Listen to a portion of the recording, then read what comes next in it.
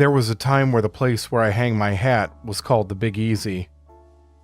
Home to everything from Mardi Gras to the Saints to the butchering of both French and English that we call a language, Louisiana was seen by the rest of the country as a sinful little slice of heaven.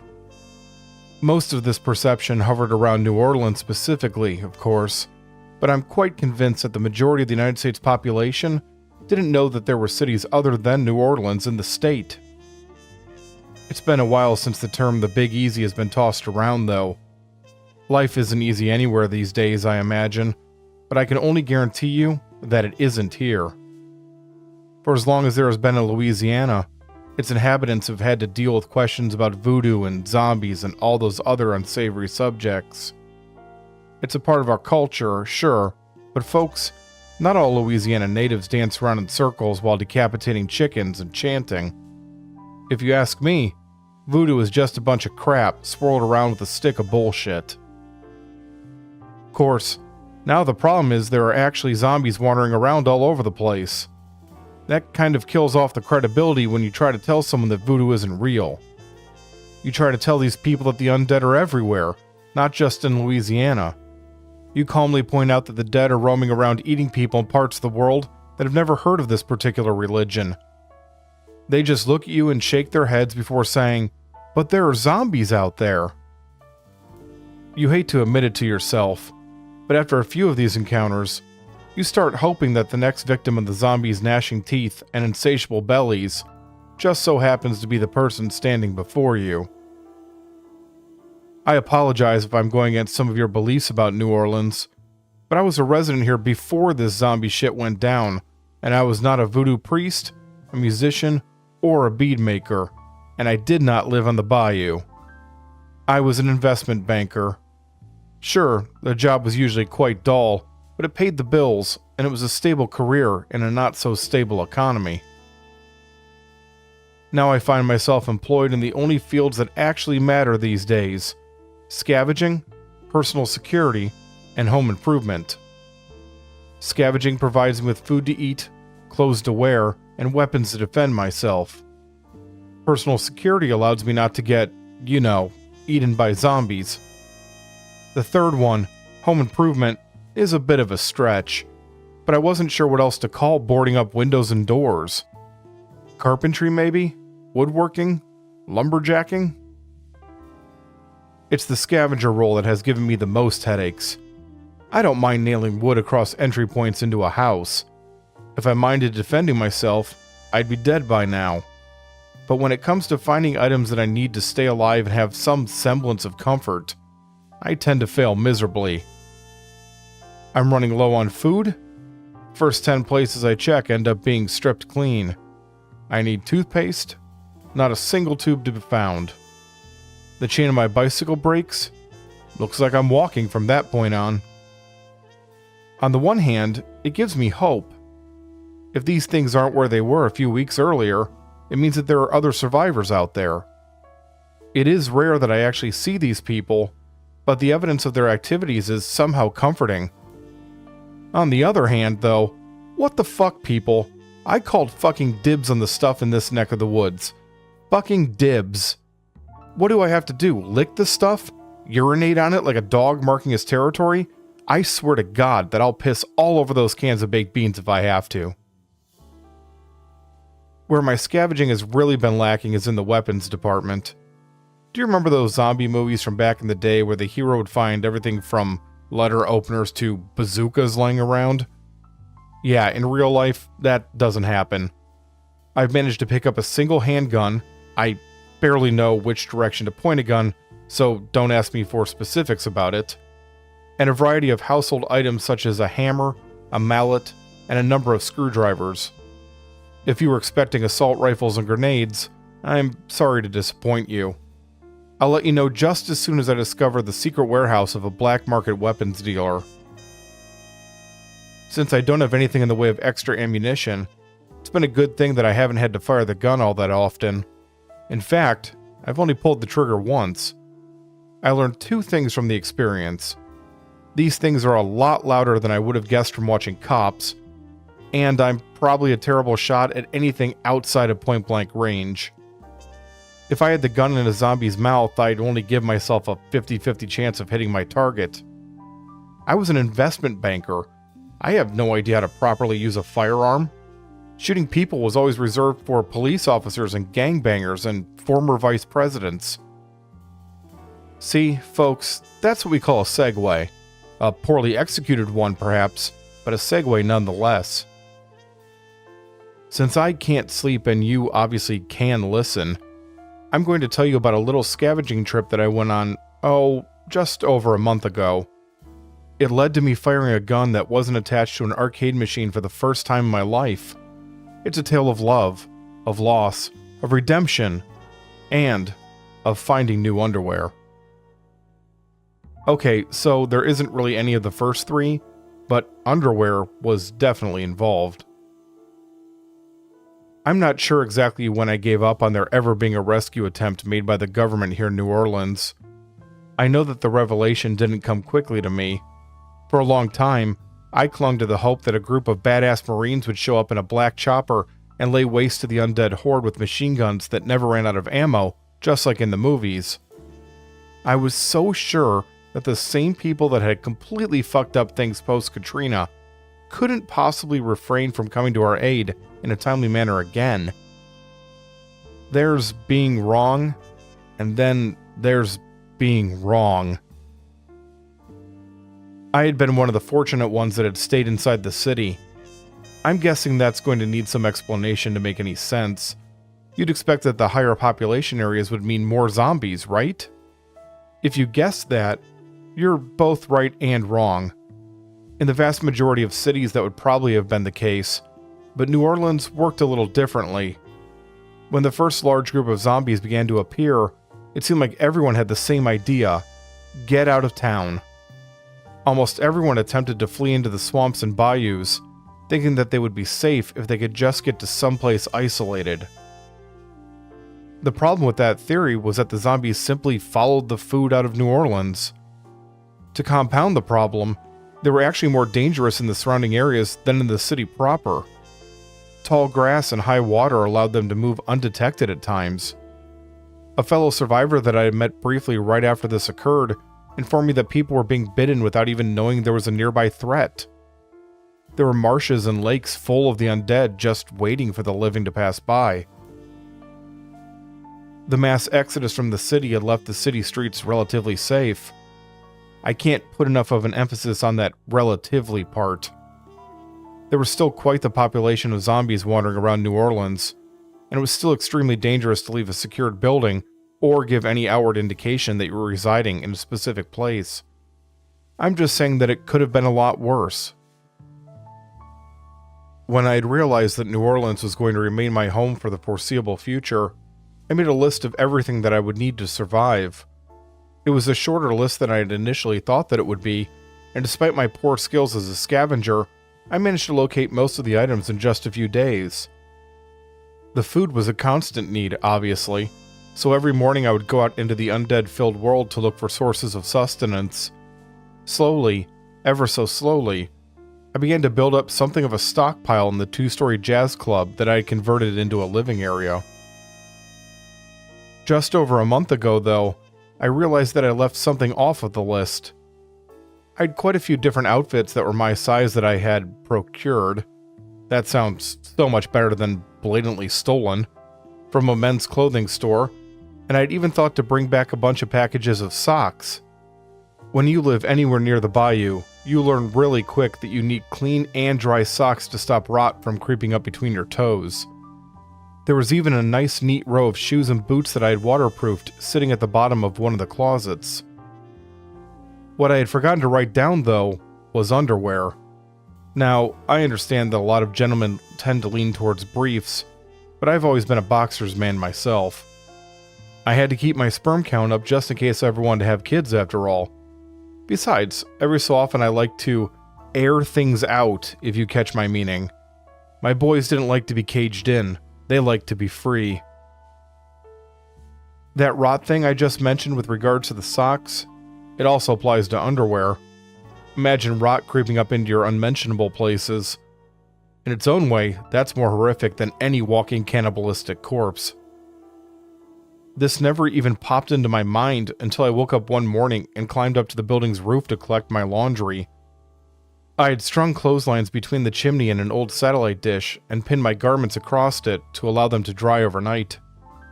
When I pulled my boxers off, though, I noticed that they had become very worn and frayed. There were also slight discolorations and stains. No, you pervert, they didn't get there from any extracurricular activities that I may or may not have been doing while wearing them.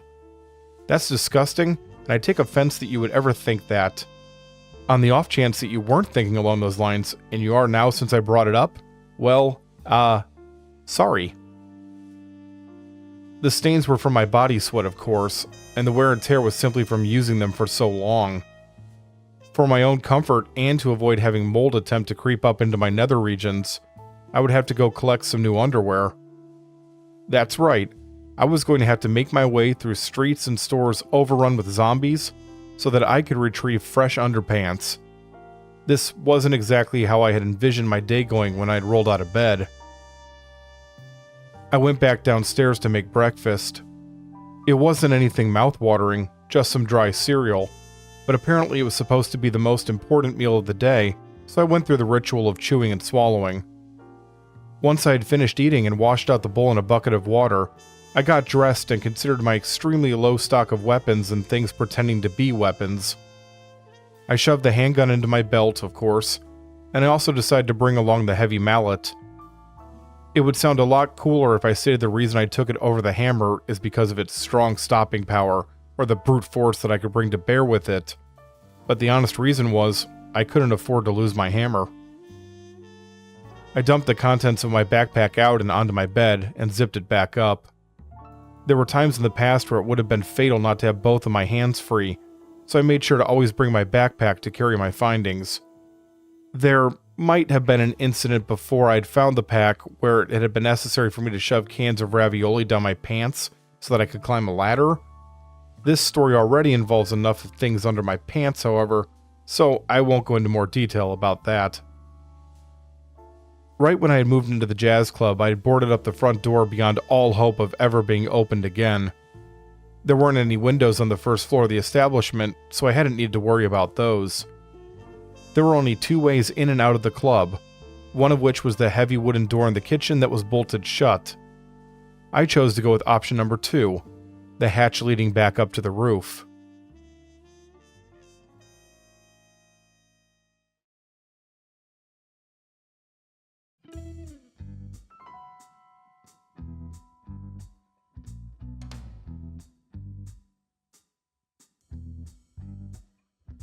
This particular neighborhood of New Orleans was quite old, and the buildings had been built so close together that I was able to step off my cozy little home's roof and right onto the next door bakeries.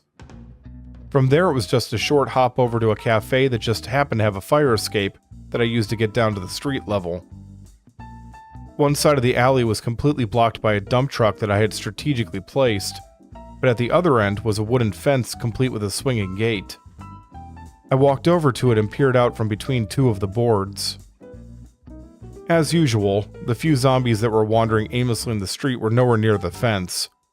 Why is that usual, you ask? Is it some sort of black magic that I use to keep evil spirits away? That's quite the stupid theory you have there, but no, I'm not a mystical warlock. The street itself was slightly sloped towards the far end of the road, so eventually the undead would move down the small hill simply because it was easier to walk downhill than uphill. There's a lesson in there, kiddies. Even the living dead can be a bunch of hippie slackers. Oh, and don't do drugs, I guess. I unlocked the gate and pushed it open. It moved almost silently on its well-oiled hinges. I always made it a point to maintain my escape routes. It would have been completely and fatally embarrassing to be running from a group of zombies only to find that the gate was rusted shut. A quick glance around showed that I hadn't been noticed yet, so I headed down the sidewalk towards my destination. Over my not-so-tasty but apparently vitally important breakfast, I had considered exactly where the elusive boxer shorts could be found. There were only 2 places that had come to mind. The same men's store that I had purchased my previous clothes from, or the gigantic Save Mart about a mile down the road. I had attempted to obtain supplies from the Save Mart in the past and had found it to be completely overrun with the undead, so realistically, there was only one choice. Peter's brothers had started out carrying only suits and ties, but over the years it had expanded to carrying all aspects of men's clothing. Since having taken up residence down the block from it, I had managed to find everything from jeans to winter coats in its racks. If any of the three brothers or any of the potential shoppers had still been alive, I would have definitely recommended them. As I approached the building, I noticed a lone zombie shambling around in front of the door. Its back was turned to me, so I gripped my mallet tightly and tiptoed towards it. When I was less than a foot away, I raised the mallet and brought it down as hard as I could into the back of its skull. Either I didn't know my own strength, which was unlikely, or the walking corpse had rotted quite a bit, which was much more likely. The back of its head exploded in a shower of blood, tissue, and bone. I somehow managed to avoid the majority of the splatter, but like the genius that I am, I accidentally stepped in some of it as I continued to the store's door. I raised my foot and scraped what I could on the stone step. I paused. There was a lot of blood on the step, more than could have come from one bashed-in skull with a side of splattered brain matter. And I was pretty sure that when I had visited the shop just 2 weeks earlier, there hadn't been any blood at the entrance whatsoever. A rather unpleasant scene in the bathroom involving a man who had hung himself with an extension cord, yes, but nothing at the front of the store. Had the zombie I had just killed, or re-killed, or whatever, wandered over towards the store randomly? Or had it been drawn here by something that happened? Was there something inside that presented a life-threatening danger to me? When I washed out my bowl after breakfast, did I remember to clean the spoon as well? Find out next time. Same zombie time, same zombie channel. Nah, I'm just fucking with you. I'm clearly going to tell you since I'm the one who actually initiated this story in the first place. I'd have to be a major jackass to lure you in only to leave you hanging. Luckily for both you and your curiosity, I'm only a minor jackass. The part that was slightly confusing was that the blood was only located on the step. There wasn't a single drop of the red stuff on the door or glass. Speaking of the glass, it was still perfectly smooth without so much as a crack. I couldn't figure out how the violence could be so isolated to such a small section of the storefront. I never did find out the answer to that particular question. The zombie apocalypse was like that sometimes, offering up mysteries by the truckload, but being stingy as hell with the solutions. It's something that you learn to live with. If you don't, it'll just drive you crazy. I pushed the store's door open and went inside. The light streaming in through the windows was enough to brighten the front half of the establishment, but as usual, the back portion was cast in shadows. I stood still in the doorway until my eyes adjusted to the gloom, listening intently as my peepers got up to speed. There didn't seem to be anything amiss, so I went about my shopping. If we're attempting to be completely accurate here, I suppose that shopping isn't really the correct term. That would imply that there was an exchange of currency for the goods I was taking. Stealing might be a more accurate term, or perhaps Grand Theft Underpants? Although now that I think about it, I'm not sure that you can steal from someone that's dead. If the guy was dead on the toilet, did that make the store his tomb or something? Had I been reduced to grave robbing? I really need to start getting more sleep. When I reached the rack that was supposed to contain the boxers and other undergarments, I stared stupidly at it for a moment before my brain registered that it was empty. The only packages remaining were tighty-whities adorned with pictures of cartoon characters. They were either designed for young boys, or very small men reclaiming their childhoods.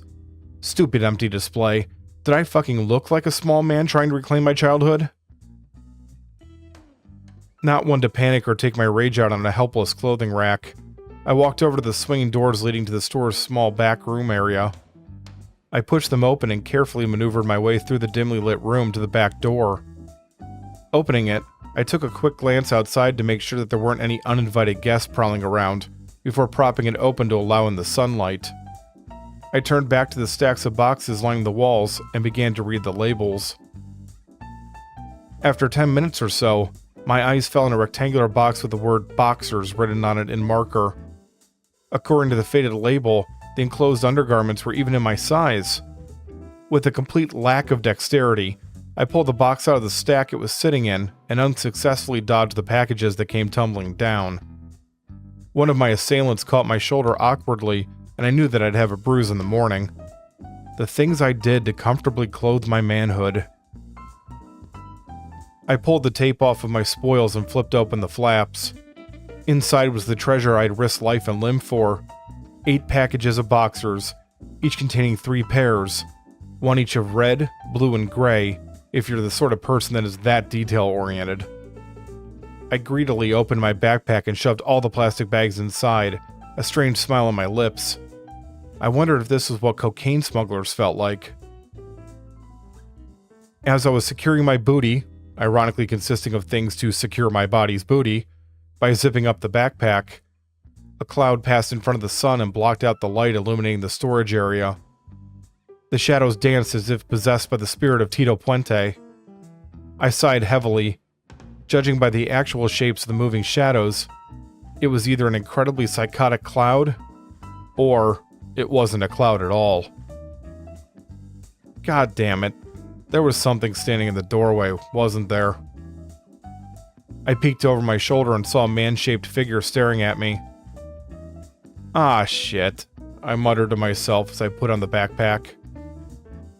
Obviously, I wasn't in any real danger.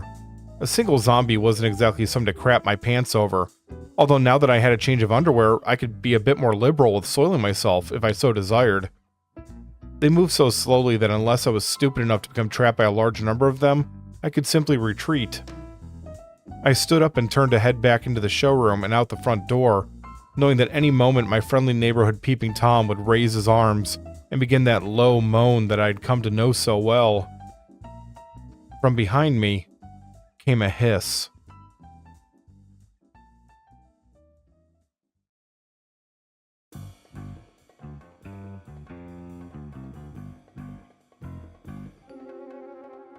Wait, what?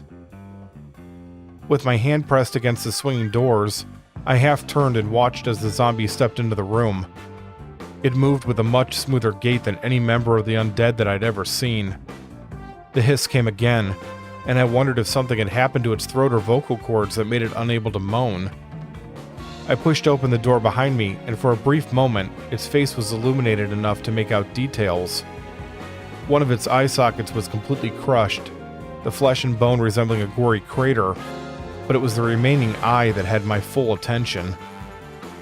The eye was completely silver. Something was very, very wrong here. The zombie stopped and seemed to consider me for a moment, its jaw visibly working as it tilted its head slightly to one side. It finally opened its mouth and shrieked. It didn't moan. It didn't even do that hissing thing again. It shrieked. I had never had any experience with the word blood-curdling before, but I found that I was now able to put it to good use. Suddenly I was feeling ice in my veins and shivers along my spine. What was this thing? It was clearly a card-carrying member of the Fraternity of the Undead, but I'd never encountered one like this before. It wasn't a slow-lumbering idiot like all the zombies that had come before it. It was something else entirely. It was almost feral. It was a predator. I have no idea why that description popped into my head, but even weeks later, I know that it was an accurate assessment. The zombie shrieked again, and suddenly it was moving towards me. The zombie didn't shamble towards me. It didn't drag itself in my general direction. It didn't even stumble forward. This fucker ran. I suddenly found myself being charged by this abomination of an undead. The speed at which it ran would have made it almost impossible to avoid even if I hadn't been standing there in complete shock. I was caught off guard though, and the zombie barreled into me at top speed. We went crashing through the swinging doors and fell to the floor in a heap. I barely managed to move my face out of the way as its jaws came snapping down. It wasn't just fast, it was strong as hell too. Its arms lashed out and pinned my shoulders to the floor. Instinctively I kicked upward, and amazingly, the desperation move worked. The zombie lost its grip and rolled off to the side.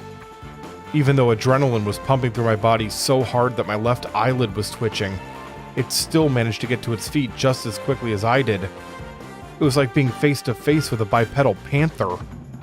I think. I don't exactly have a lot of experience fighting wildcats that walk upright. Or any wildcats, really. I belatedly realized that I left my mallet lying on the storage area floor. Briefly considering the gun still stuck under my belt, I realized that the zombie wasn't going to give me time to pull it out, figure out where the safety was, aim, and fire. As it lunged at me again, I grabbed the first thing that I saw and swung. That object turned out to be one of those mannequin busts used to display ties, and it made a dull thunk as it collided with my dance partner. The blow wasn't anywhere close to being lethal, but it was enough to make the zombie stagger backwards a few steps. That was all the encouragement that I needed. In a move so epically heroic that Batman would have been envious, I spun around and ran just as fast as my legs would carry me. What, did you expect me to maybe engage my new nemesis in some sort of titanic combat, where only one of us would survive? It would have fucking torn me apart. I was a banker, for God's sake, not a gladiator. A strategic retreat was the only course that offered any chance of survival, and I strategically retreated the hell out of that clothing store. From behind me came another one of those blood-curdling shrieks. A new warning bell was gently chiming in my head, but I wasn't sure exactly what it was trying to warn me of. I'd come to rely on these little subconscious proddings as they had saved my life on numerous occasions. Even as I took off at a run towards home, I scanned the nearby streets in an effort to figure out what my brain was trying to warn the rest of me about. Within seconds, I had it. The other zombies, the undead that weren't seemingly nearly as fearsome now that I'd encountered the extra strength version, were all making their way towards me. I stopped counting rotting heads at 24. There were apparently a lot more out and about than I had originally thought. Their arms were outstretched, and the standard moan was coming from their mouths. The shriek from Super Zombie must have gotten their attention. I still had a few moments before they reached the sidewalk, though, so I coaxed all the strength I could from my legs and ran onward. I risked a glance over my shoulder and immediately regretted it. My silver-eyed admirer had emerged from the store and had taken up the pursuit. Turning my eyes forward, I concentrated on the spot where I knew the gate was waiting for me. This was going to be close. My legs were just starting to raise the white flag when I managed to make it to my destination. Without looking back, I flung the door open and practically threw myself inside. The one-eyed ninja zombie was right behind me though, and it attempted to dive through the opening as I was slamming the gate shut. It was a split second too slow, and the edge of the gate smashed into its face. The impact knocked both of us on our asses, and despite the pain, I immediately jumped back up and closed and locked the gate. The gate was about 10 feet high, but I knew that it would only provide me with a very temporary respite. My entire body began to ache like a sore tooth as I mounted the fire escape. I tried to climb the metal stairs at an urgent pace, I really did. The problem was that I was completely winded at this point, and it felt like my feet were made of lead when I lifted them. There had been a long time when the zombie apocalypse began that I felt like I could live on adrenaline alone, but too many restless nights and fearful days had taken their toll at the worst possible time. I had gotten maybe halfway up when a loud screech informed me that the zombie was headed my way. Without stopping, I looked down through the metal mesh that made up the fire escape and saw that it was climbing over the fence. That was another new trick that I hadn't seen before. When confronted by a high obstacle, most members of the undead were stopped in their tracks. Not this one, though. This one pulled itself up and over the wooden planks far more gracefully than I could ever have hoped to. It bared its teeth at me and headed for the bottom of the stairs. What the hell was I going to do? Even assuming that I could keep ahead of this abomination, my current course of action was going to lead it right back to where I lived. I might be able to get inside and hide from it. That fucking shriek it liked to make would ensure the undead would surround my home. Worse, if it saw me go through the roof hatch, it might decide to follow me down. In fact, I would say that scenario was pretty fucking likely. I reached the top of the fire escape and hauled myself up onto the roof. Could I toss the thing off the roof and kill it, maybe? Judging from how fast and strong it was more likely that I would be the one attempting to imitate an umbrella-less Mary Poppins. I could hear the clang of feet on the metal as it climbed after me. There wasn't a whole lot of time left before I'd be faced a mangled face with Speedy Gonzales once again. I drew in a deep breath and slowly exhaled. The gun. My only option left was the gun. I walked to the far side of the roof and drew it from my belt. I had no idea what kind it was. I had taken it from a dead police officer that clearly didn't need it anymore. I toggled off the safety with my thumb and raised the weapon to point towards the spot where the zombie was going to have to climb onto the roof. It felt heavy and awkward in my hands, and the sweat that was forming on my palms wasn't exactly helping matters. I did my best to ignore my discomfort and pulled back the hammer. Without another one of its shrieks or even a polite knock, the zombie climbed over the lip of the roof. It looked around for a moment before spotting me and slowly approaching. Its mouth opened wide, and I got a good look at its damaged teeth. Whatever had done the damage to its eye socket had struck it with enough force to break every tooth on that side of the mouth. Assuming that it still felt pain, that must have hurt like hell. It either sensed that I wasn't much of a threat with the gun, or it was simply overcome with a desire to consume my tasty-looking skin, because it broke into a run. I closed one eye and attempted to hold the gun steady, but my hands were shaking and I couldn't keep it pointed straight. I instinctively took a step backward and startled myself when my foot bumped into the risen section of the roof, separating me from a very bad fall. And then I dropped the gun. I dropped the fucking gun. The shaking and the sweat had tag-teamed to cause me to lose my grip on it, and it fell from my hands in what seemed like slow motion. I saw the sunlight reflecting off of it as it floated towards the ground, no faster than a feather. I watched as the handle struck the concrete first, before it did a flip and hit the ground once again at an odd angle. To complete the surreal scene, the gun fired.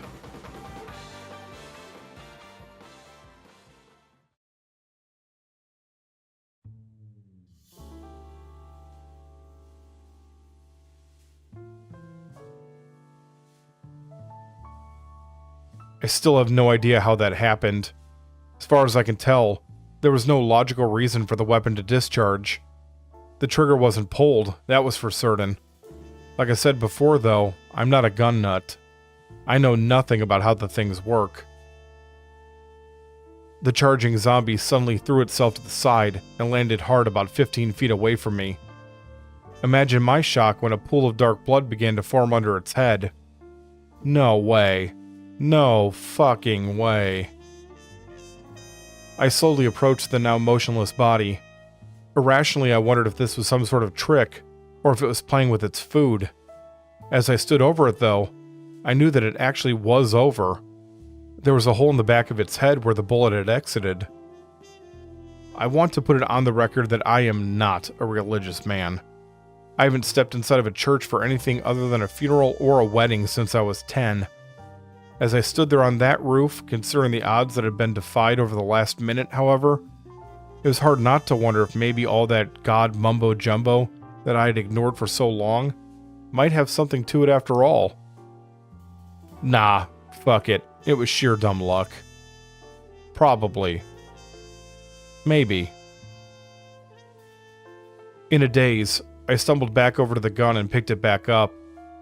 After 3 attempts with suddenly numb fingers, I managed to put the safety back on and tucked it back under my belt. I don't actually remember going back to my building's roof or descending the ladder that led inside. What is crystal clear is the memory of me joyfully sliding a new pair of boxers on. It's the little things in life that bring the most joy. It's been over a month now, and I haven't seen any more silver-eyed zombies with track and field aspirations. I don't know whether it was an aberration, or if there were more of its kind wandering around out there, lurking in the shadows until someone foolishly goes looking for new underpants. All I know is that since my encounter with it, I've only seen your average run-of-the-mill shambling zombies. I'm more than okay with that. What's disheartening is that there seems to be more of the undead on the streets every day. My guess is that they're starting to make their way back into town from the swamps, which is good news for the people that have managed to survive out there, but bad news for city folk like myself. More teeth plus more grasping arms is a rough equation to be on the wrong end of. Well, this is where we part for the time being. I've got some errands to run, and I just can't see myself talking into a recorder while I'm dodging walking corpses simply for the joy of your company. We might talk again if I get the chance. Until then, stay the hell away from New Orleans, because things are already bad here, and if a certain running silver-eyed freak taught me anything, it's that things are probably going to get a whole lot worse.